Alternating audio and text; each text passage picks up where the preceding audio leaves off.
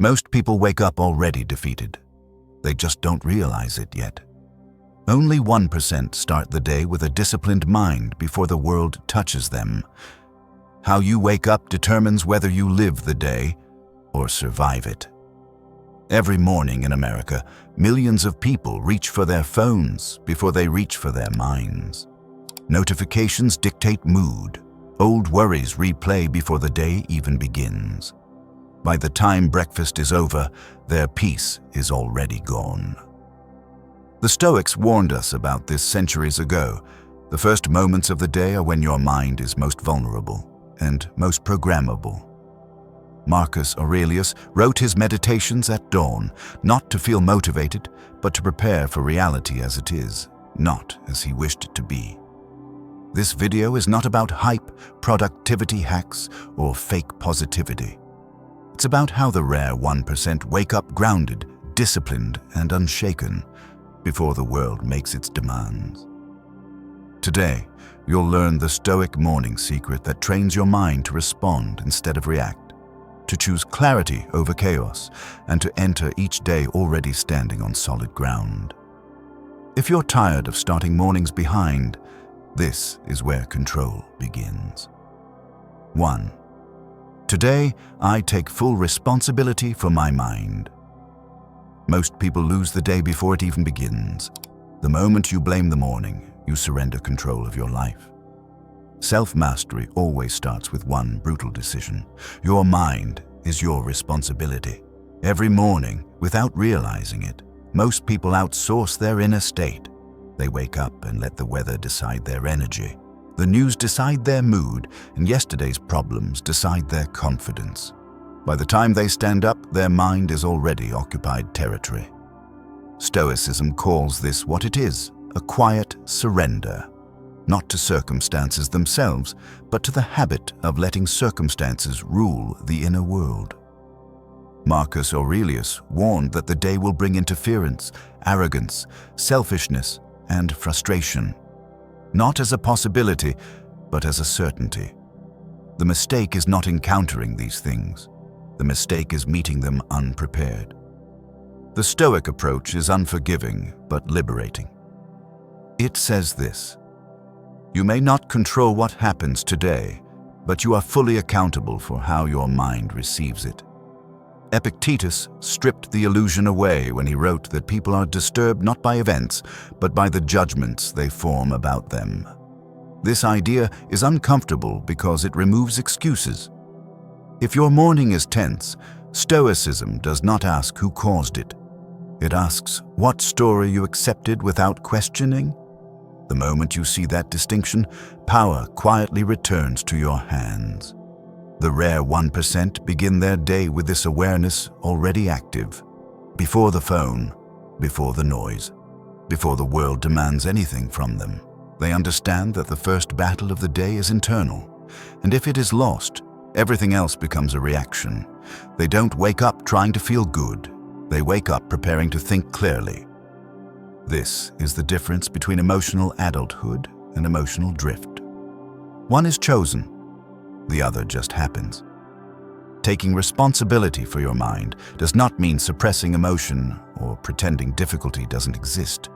It means refusing to let impulse lead. It means recognizing the space between stimulus and response and stepping into it deliberately. A problem shows up, and instead of immediate irritation, there is a pause. A setback appears, and instead of panic, there is assessment. This pause is not weakness, it is discipline, and discipline, repeated daily, becomes identity. Here is how this looks in practice. The moment you wake up, do nothing for 10 seconds. No phone, no commentary, no mental rehearsal of yesterday's mistakes. In that brief silence, ask one simple question: what state of mind will allow me to act with virtue today? Calm, focused, patient, resolute.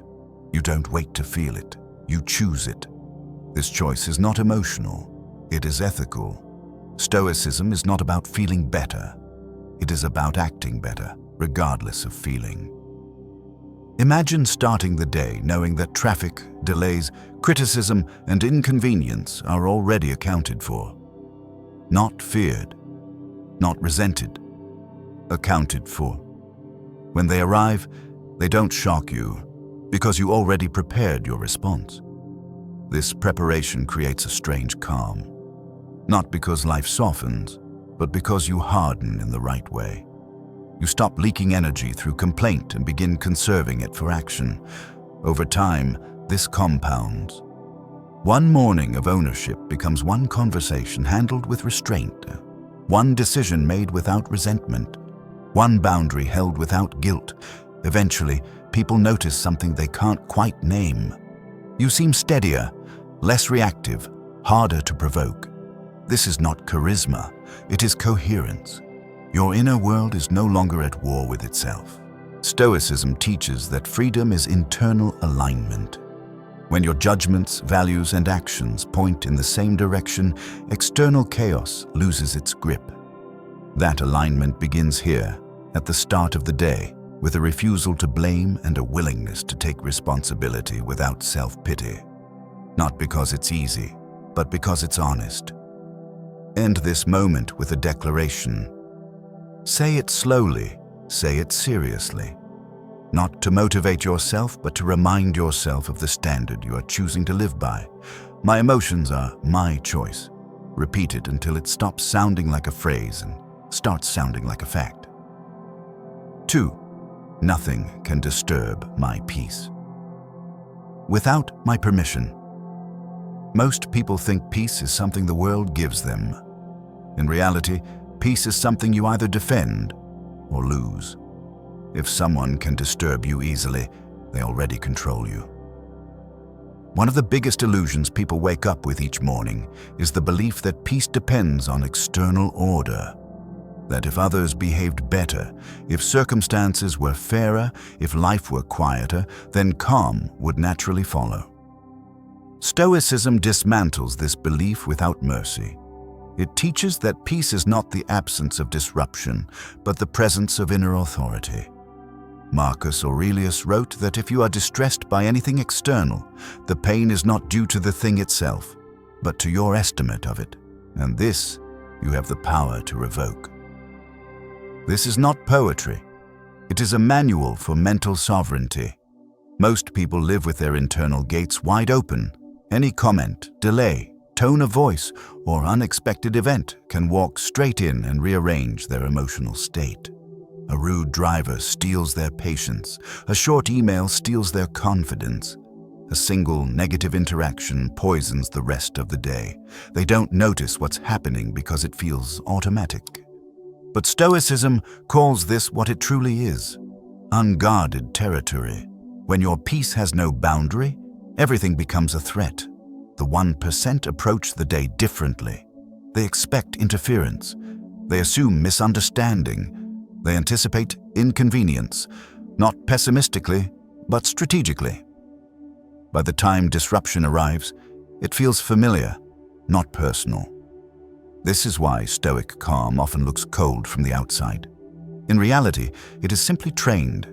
Peace is treated like a fortress, not a mood. You don't explain a fortress. You don't negotiate with it. You guard it. This does not mean withdrawing from life or becoming indifferent to people. It means refusing to let emotional reflexes dictate behavior. There is a crucial pause that Stoics practice, especially in the morning, between what happens and what you feel compelled to do about it. In that pause, you ask one question: is this within my control? If it isn't, then agitation is wasted energy. If it is, then calm action, not emotional reaction, is required. Here is the practical ritual. When something irritates you, whether it's a message, a memory, or a situation, do not respond immediately. Take one slow breath. Name what is happening internally: irritation, defensiveness, impatience. Then remind yourself that emotions are signals, not commands. They inform you, but they do not rule you. This single act of naming and pausing breaks the automatic cycle most people never escape. Imagine going through a morning where things don't go according to plan, yet your inner state remains intact. Not because you numbed yourself, but because you refuse to personalize friction.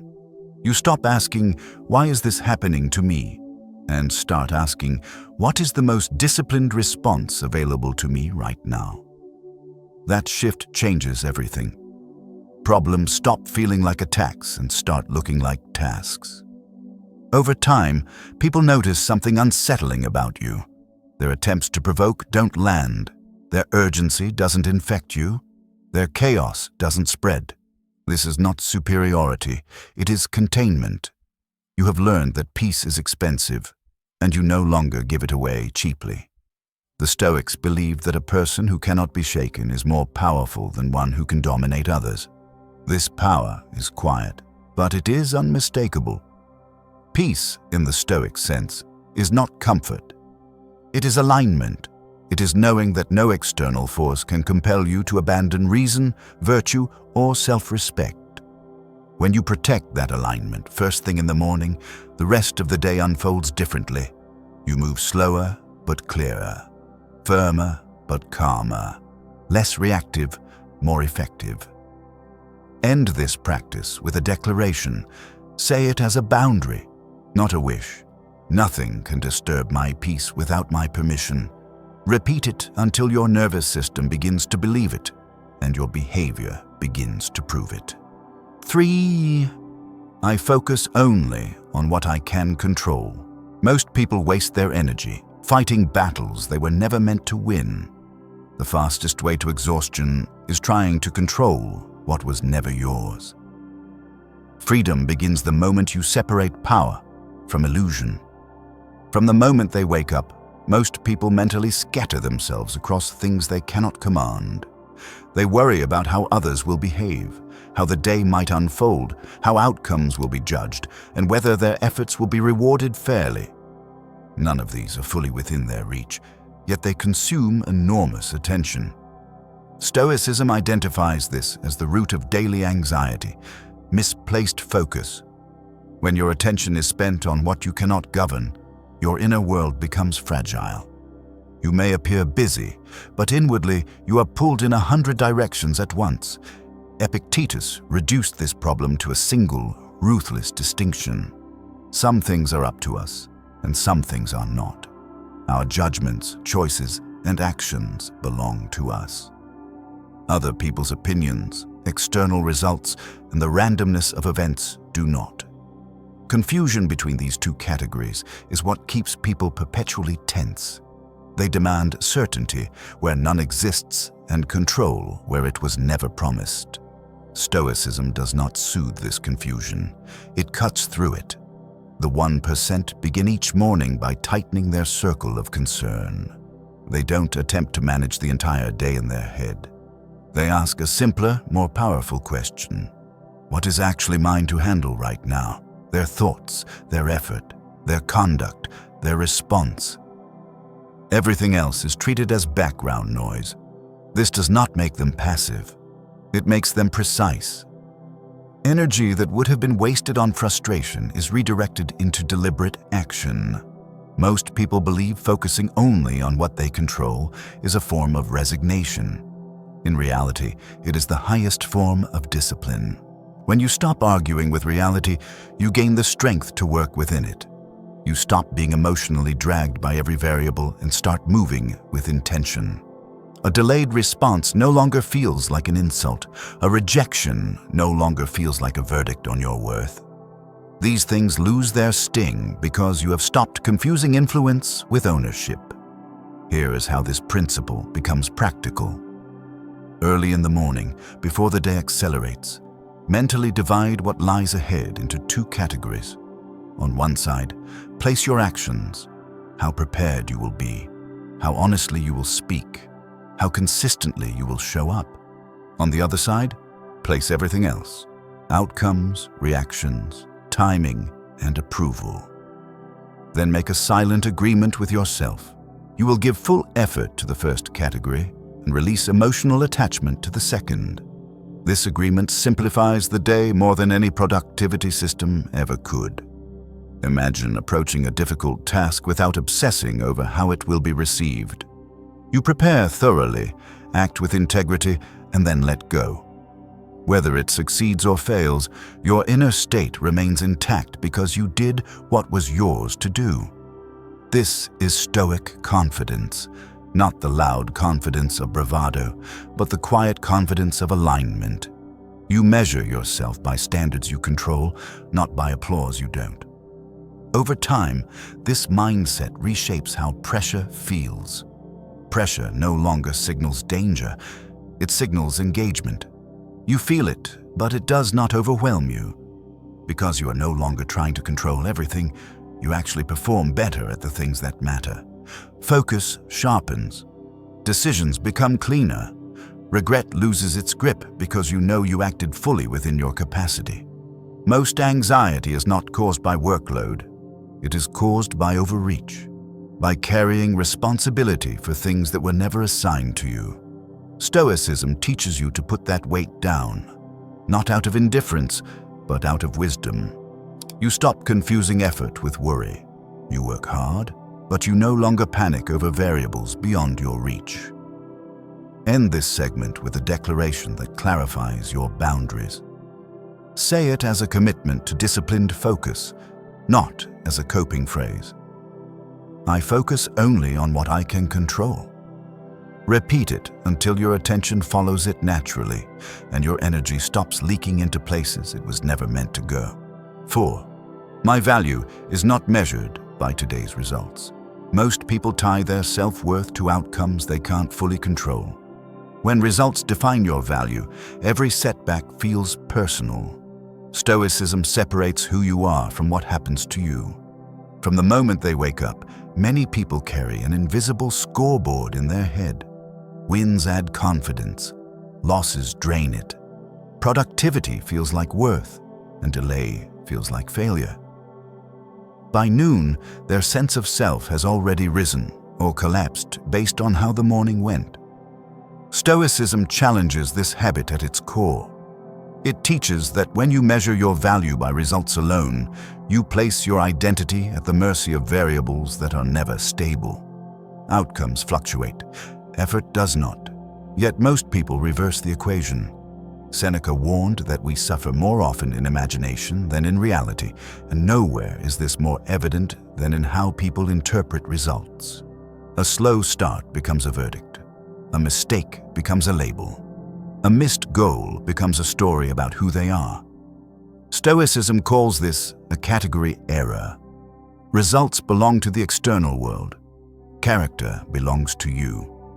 Confusing the two is what turns ordinary difficulty into existential doubt. The 1% begin their day with a quieter, stronger metric. They do not ask, "What will I achieve today?" They ask, "How will I show up today?" Their attention is on discipline, honesty, patience, and effort, qualities that remain available regardless of circumstance.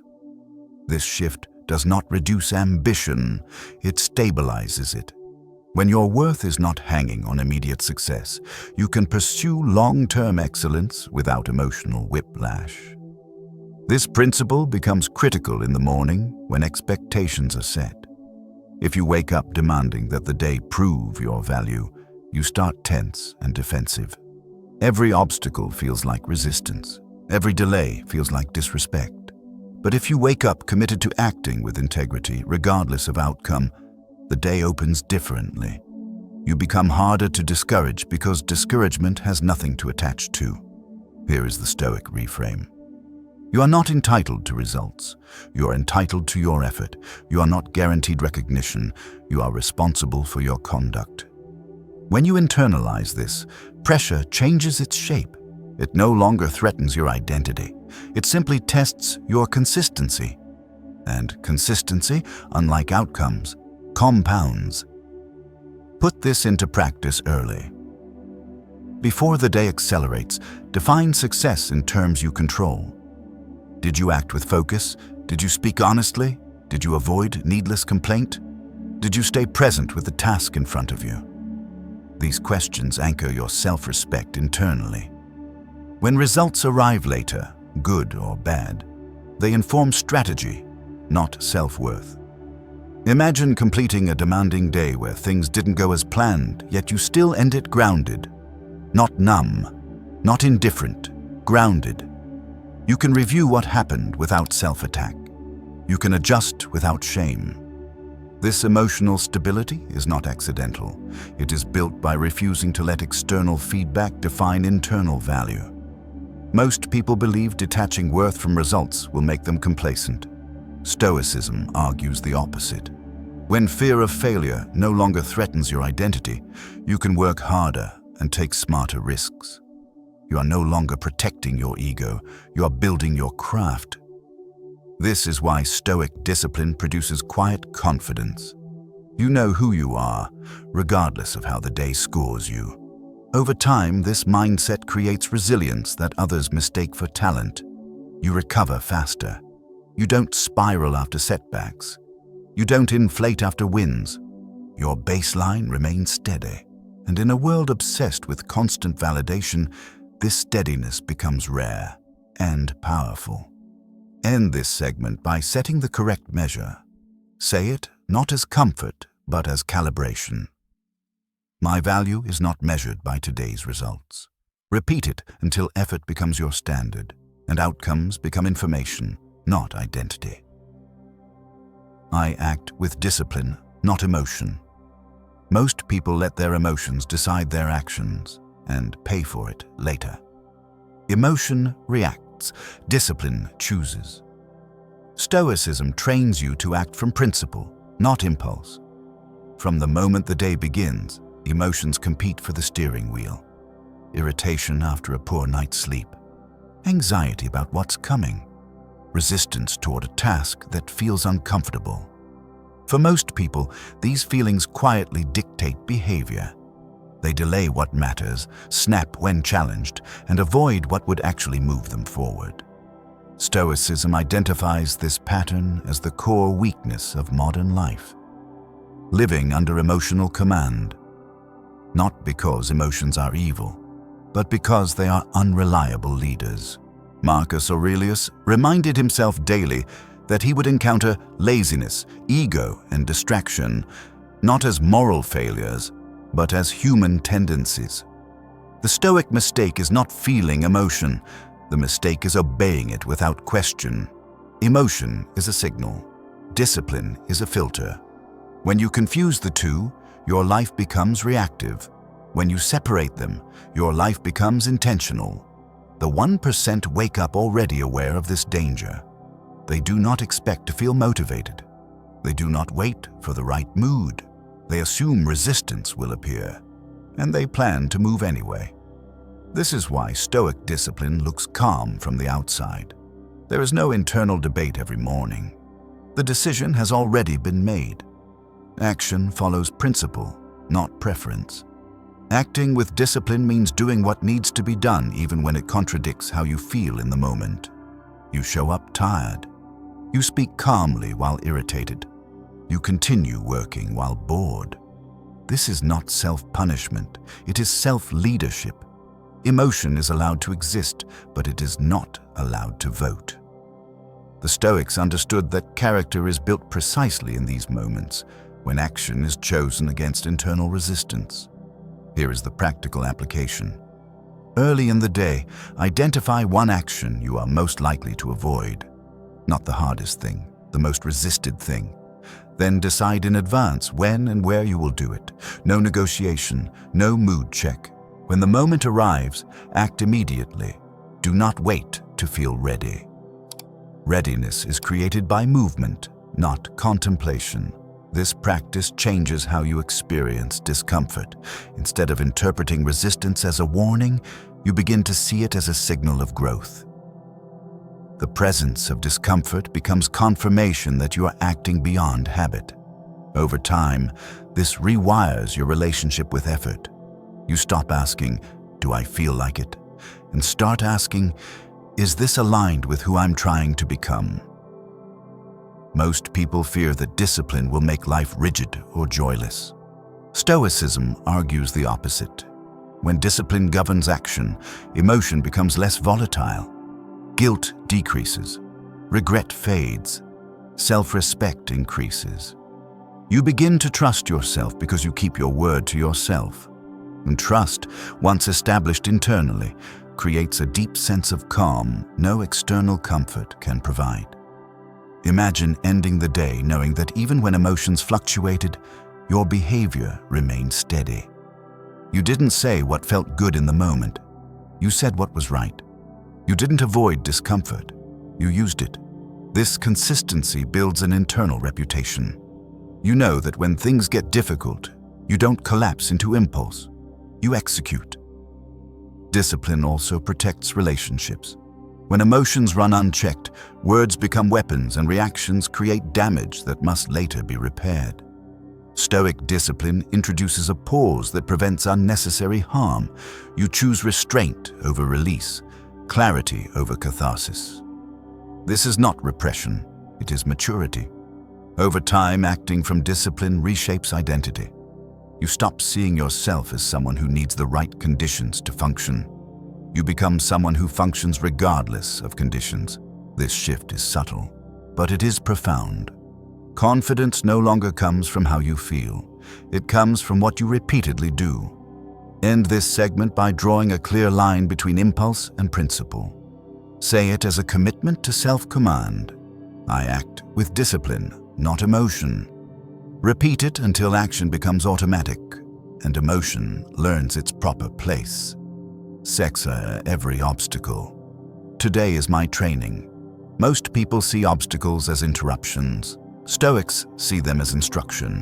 What resists you is shaping you, whether you use it or not. From the moment the day begins, resistance appears. Plans shift, people disappoint. Tasks take longer than expected. For most people, these moments feel like proof that the day is going wrong. Frustration rises, energy drops, and motivation collapses. Stoicism teaches a radically different interpretation. Obstacles are not deviations from the path. They are the path.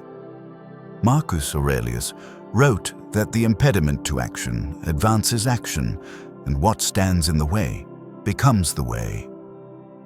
This is not optimism, it is mental strategy. The modern habit is to treat difficulty as something to avoid or eliminate. Comfort becomes the goal, and anything that disrupts it feels hostile. But this approach quietly weakens the mind.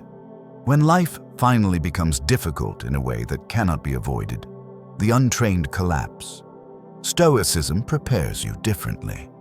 It assumes difficulty is normal, necessary, and useful. The question is not how to escape it, but how to convert it. The 1% wake up expecting resistance. Not with dread, but with readiness.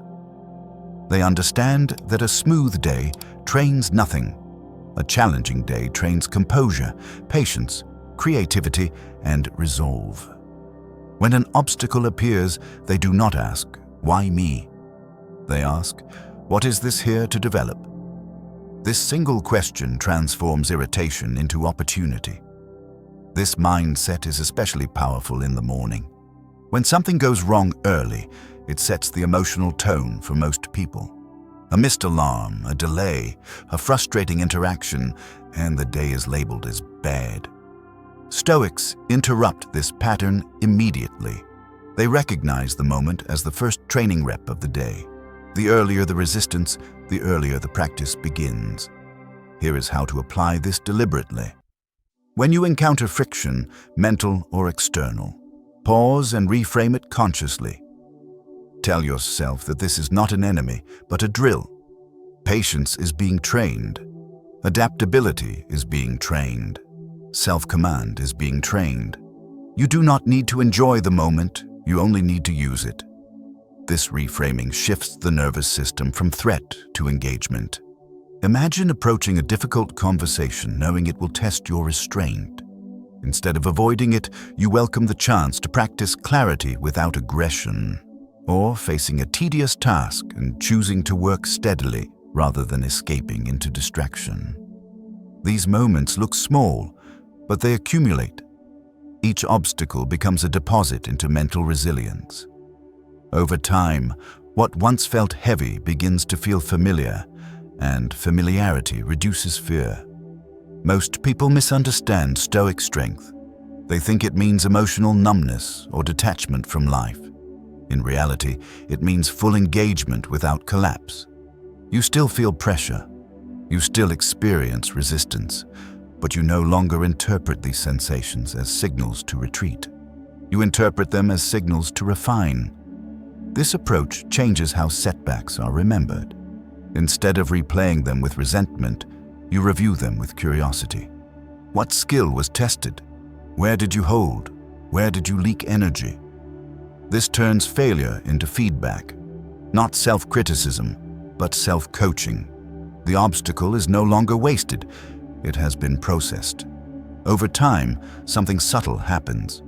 You begin to trust difficulty, not because it is pleasant, but because it reliably strengthens you. You stop needing ideal conditions to function. You become effective in imperfect ones. This is one of the clearest markers of Stoic maturity. You do not require life to be easy to be steady. This mindset also removes bitterness. When obstacles are seen as training, there's no one to blame, no injustice to obsess over, no narrative of victimhood to maintain. There's only work to be done, internally and externally. This simplicity is freeing. Energy that once went into complaint is now available for action. End this segment by setting your orientation for the rest of the day. Say it as a lens through which you will interpret resistance. Every obstacle today is my training. Repeat it until difficulty stops feeling personal and starts feeling purposeful. 7. I don't compare my path with anyone. Comparison is the fastest way to poison progress. Someone else's timeline has nothing to do with your destiny. The moment you compare, you abandon your own path. From the moment they wake up, many people unknowingly step into a race they never agreed to. They check their phone and immediately see someone doing better, moving faster, or appearing more successful. Before the day has even begun, their sense of direction is already distorted. Stoicism treats comparison not as motivation, but as a mental trap. When you measure your progress against someone else's life, you surrender clarity. You replace purpose with pressure. Marcus Aurelius warned against this subtle form of distraction. He reminded himself not to waste time wondering what others were doing, thinking, or achieving, but to stay aligned with his own nature and duty. Comparison pulls you away from that alignment. It shifts your focus from what is required of you to what is visible in others, and visibility is almost always misleading. The 1% understand this early in the day. They do not scan the world for reassurance or threat. They begin with orientation.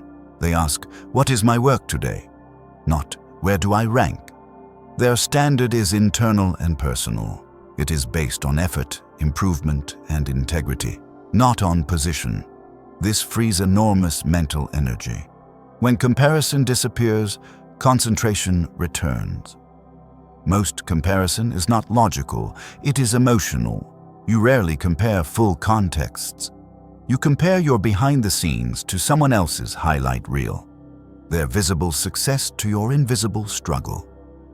Stoicism cuts through this illusion by reminding you that you do not know the full cost of another person's path. You see results, not sacrifices. Outcomes, not compromises. Envy thrives on partial information. Here is the Stoic correction. There is no universal pace, no shared timeline, no single definition of success. Each person is assigned a different set of circumstances, capacities, and obligations. Comparing paths assumes equality where none exists.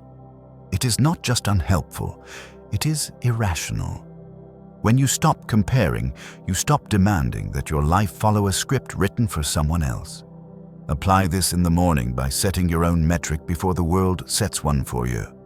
Define what progress means today in terms you control. Did you focus? Did you practice restraint?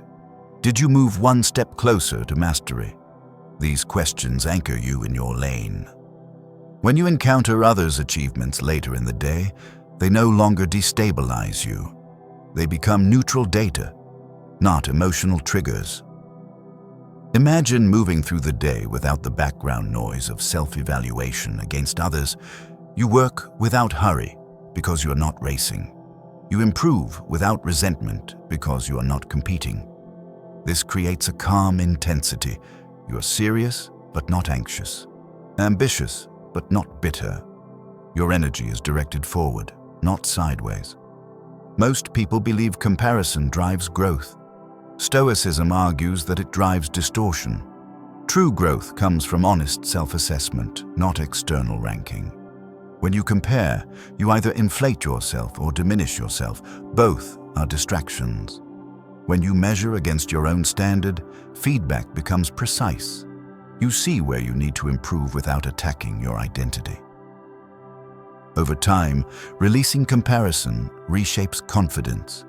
You no longer need constant proof that you are ahead.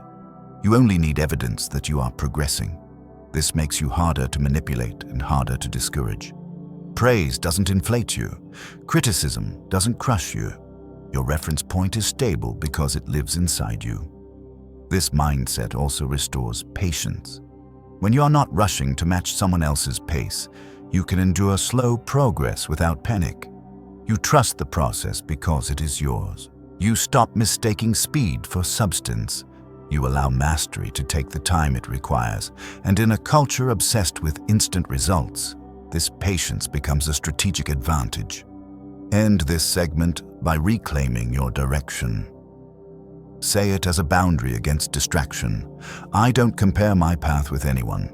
Repeat it until focus replaces envy and your attention returns fully to the work in front of you. 8. I choose discipline over motivation. Motivation is unreliable. Discipline shows up even when you don't feel like it. The 1% don't wait for drive. They move on principle. Most people begin the day asking the wrong question. Do I feel motivated? If the answer is no, they delay. They scroll. They negotiate with themselves. By the time motivation arrives, if it arrives at all, the window for meaningful work has already closed. Stoicism exposes the flaw in this approach immediately. Motivation is a feeling, and feelings are unstable. Building a life on something unstable guarantees inconsistency. The Stoics never trusted motivation. They trusted structure, habit, and commitment. Marcus Aurelius did not wake up inspired to rule an empire. He woke up committed to duty. He reminded himself that getting out of bed was part of the work of a human being, not because it felt good, but because it was necessary. This distinction matters. When you rely on motivation, you are ruled by mood. When you rely on discipline, you are ruled by values. The 1% understand this early in the morning.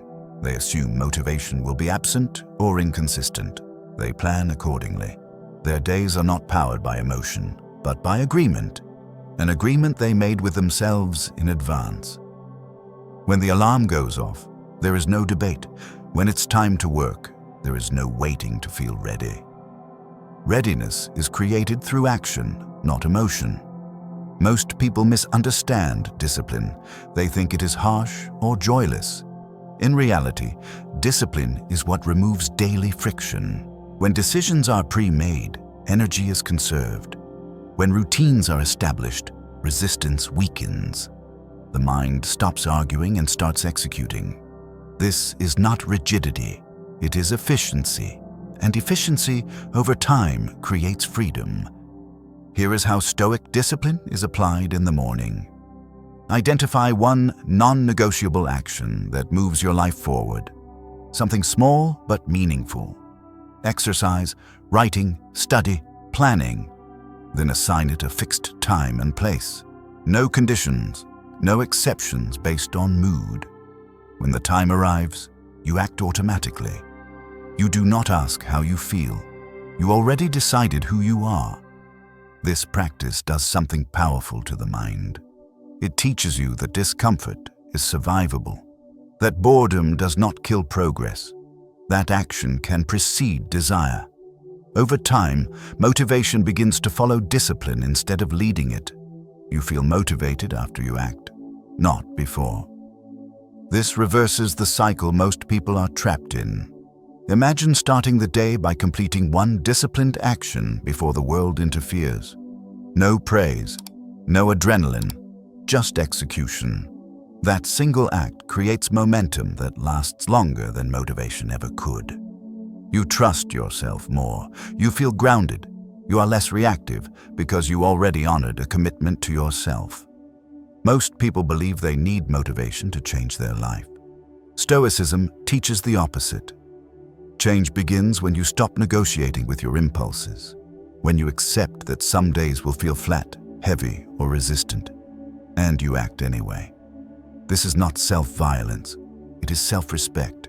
You are proving to yourself that your word matters more than your mood. Discipline also simplifies failure. When you miss a day, you don't spiral into self-judgment. You return to the structure. You don't need inspiration to restart. You only need the next scheduled action. This removes drama from progress. Growth becomes quiet, steady, and inevitable. Over time, choosing discipline reshapes identity. You stop seeing yourself as someone who tries. You become someone who does. This identity shift is subtle, but it is decisive. Confidence no longer depends on how excited you feel. It depends on evidence. And evidence is built through consistent action. In a culture obsessed with motivation, choosing discipline is a form of rebellion, a calm one, a mature one. You no longer chase the emotional high of starting. You commit to the long, quiet work of becoming. End this segment with a commitment that cuts through excuse and delay. Say it as a rule you live by. I choose discipline over motivation. Repeat it until action replaces hesitation and consistency becomes your advantage. 9. Gratitude sharpens my perception of life. Most people wake up focused on what's missing. Gratitude doesn't weaken ambition, it corrects perception. What you appreciate, you protect. What you ignore, you lose. From the moment the day begins, the human mind is naturally drawn to threat, lack, and dissatisfaction. This is not a moral flaw, it is biology. The brain scans for what's wrong before it notices what's working. Left unchecked, this bias turns every morning into a quiet audit of problems. Stoicism does not deny this tendency. It trains against it. Gratitude, in the Stoic sense, is not emotional positivity. It is perceptual discipline. Seneca practiced what the Stoics called negative visualization, briefly imagining the loss of things you currently take for granted, not to induce fear, but to restore clarity. When you remember that health, time, opportunity, and even ordinary mornings are not guaranteed, your perception sharpens. You stop seeing them as background noise and start seeing them as temporary privileges. Gratitude, then, is not about feeling thankful. It is about seeing accurately. The 1% begin their day with this correction already in place. They do not assume tomorrow. They do not treat today as owed to them. This creates a grounded urgency, not panic, but presence. When you realize that nothing is promised, attention becomes sharper. Distraction loses its appeal. Complaints feel wasteful. You start to move through the day with respect for the moment you are in. Most people think gratitude makes you passive. Stoicism teaches the opposite. When you truly appreciate what you have, you become more disciplined with it. Time stops being something to kill. Energy stops being something to drain. Relationships stop being something to neglect. Gratitude does not soften effort. It refines it. You work harder because you see more clearly what is at stake. Here is the Stoic practice. In the morning, identify 3 things you would deeply miss if they were suddenly removed. Not abstract ideals, specific realities. Your ability to move, a person who supports you, the chance to improve your life today. Then sit with that awareness briefly. Do not dramatize it. Just acknowledge impermanence. This recalibrates the mind instantly. Imagine approaching the day aware that this exact version of your life will never happen again. Same body, same opportunities, same set of choices. This awareness changes behavior. You listen more closely. You procrastinate less. You become less reactive because you are no longer taking the moment for granted. Gratitude anchors you in reality rather than fantasy. Over time, this practice dissolves entitlement. You stop asking why things are difficult and start asking how to use them well. You stop resenting effort and start respecting opportunity. Even hardship is seen differently, not as punishment, but as a temporary condition within a finite life. This perspective doesn't erase pain, but it prevents bitterness. Gratitude also stabilizes emotion. When frustration arises, it is balanced by awareness of what still remains intact. When success arrives, it is received without arrogance. You neither inflate nor collapse because your perception is wide rather than narrow. This emotional balance is one of Stoicism's quiet strengths. Most people chase happiness as a feeling. Stoicism cultivates gratitude as a lens. Feelings fluctuate. Lenses clarify. When your lens is clear, life feels fuller, not because it is perfect, but because it is seen honestly. This honesty produces calm strength rather than shallow optimism. End this segment by choosing clarity over complaint. Say it as a reminder of how you intend to see the day. Gratitude sharpens my perception of life. Repeat it until attention replaces entitlement and presence replaces distraction. 10. I end today better than I started. Most people finish the day on autopilot. The 1% close the day with awareness and intent. How you end the day decides how you begin the next one. As the day winds down, most people mentally collapse. Energy fades, discipline loosens, and reflection is replaced by distraction. They fall into bed carrying the residue of the day, unfinished thoughts, emotional clutter, unresolved tension. Stoicism treats this habit as a missed opportunity. The end of the day is not for escape, it is for integration. How you close the day determines whether experience becomes wisdom or remains wasted effort. Seneca believed that every evening should include a quiet audit of the soul. Not judgment, not self-punishment. Honest review. What did I do well? Where did I fall short of my own standards? What can be corrected tomorrow? This practice turns time into a teacher. Without it, days blur together. With it, growth becomes deliberate. The 1% understand that improvement does not happen accidentally. They don't rely on memory or emotion to measure progress. They close the day consciously, not perfectly, but intentionally. They recognize that even a difficult day can end with clarity, and even a successful day can end with correction. Ending the day well is not about comfort, it is about continuity. Most people think reflection will make them dwell on mistakes. Stoicism does the opposite. It prevents rumination by giving the mind structure. When lessons are extracted deliberately, the mind no longer replays events randomly. Closure replaces anxiety. Sleep improves. Not because life is easy, but because the mind is not carrying unresolved noise. Here is the Stoic closing ritual. At the end of the day, ask yourself 3 questions. First, where did I act with discipline and integrity today? Acknowledge it. Second, where did I let impulse, fear, or distraction lead? Note it without excuses. Third, what is one small adjustment I will make tomorrow? 1, not 10. This keeps reflection actionable rather than overwhelming. Imagine ending the day without self-contempt, but also without self-deception. You see yourself clearly. Strengths recognized. Weaknesses owned. This clarity creates self-respect. You're no longer guessing whether you are improving. You are tracking it. This makes rest deeper because the mind knows nothing important has been ignored. Over time, this practice compounds quietly. Days stop feeling random. You notice patterns. Certain triggers repeat. Certain habits strengthen. Growth becomes visible. You don't need external validation because you are witnessing your own progress firsthand. This internal evidence builds confidence that is difficult to shake. Ending the day better than you started, it does not require dramatic change. It requires honesty and consistency. Even a small correction applied daily reshapes trajectory. Stoicism is not concerned with perfection. It is concerned with direction. Are you becoming more disciplined, more patient, more aligned, or not?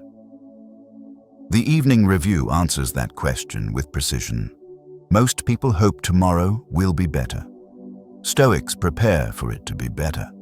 They do not leave growth to chance. They treat each day as a training unit and each night as a debrief.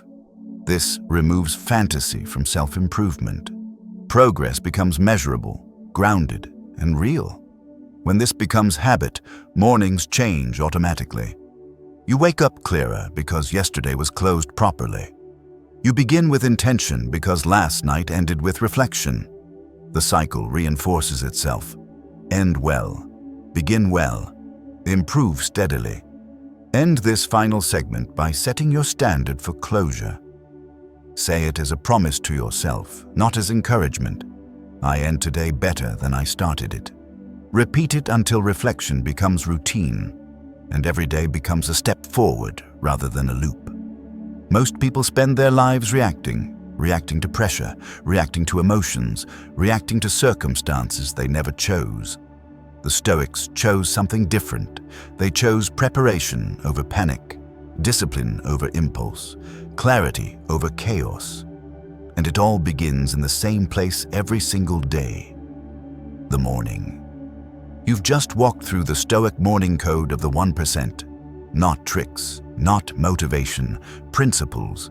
Taking responsibility for your mind, guarding your peace, focusing only on what you control, detaching your worth from results, acting from discipline, using obstacles as training, staying in your own lane, choosing consistency over mood, sharpening perception through gratitude, and ending each day with awareness instead of avoidance.